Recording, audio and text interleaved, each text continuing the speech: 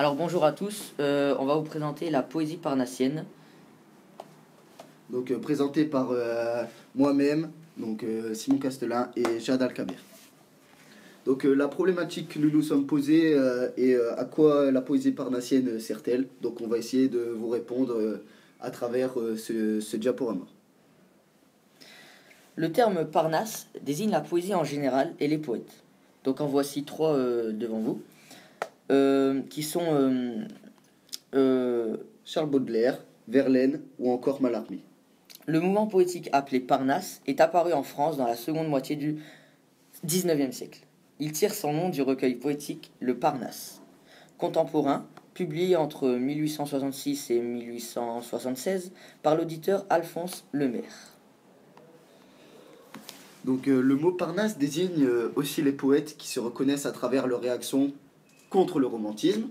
Dans cette liste de poètes, nous pouvons retrouver Baudelaire, Verlaine ou encore Mallarmé, qu'on vous a déjà présenté dans la diapo précédente. Les principes de la poésie parnassienne sont la valorisation de l'art poétique par la retenue, l'impersonnalité et le rejet de l'engagement social ou politique. Donc voici un texte qui a été écrit par Charles Baudelaire. Il s'intitule La beauté.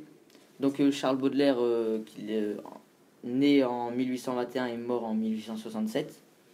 La beauté, ça vient du livre Les fleurs du mal de 1857.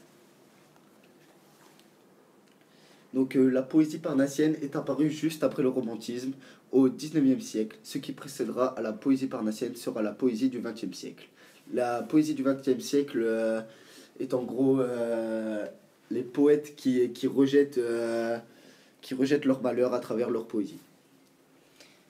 Donc pour répondre à la problématique que nous avons lancée au début, qui était à quoi la poésie parnassienne sert-elle, on a fait une petite conclusion qui est la poésie parnassienne sert à mettre en valeur l'art poétique par le rejet de l'engagement social et politique que Simon vient juste de dire à l'instant.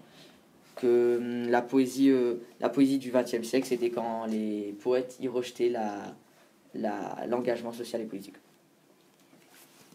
Donc voilà. Merci à tous d'avoir écouté. Au revoir.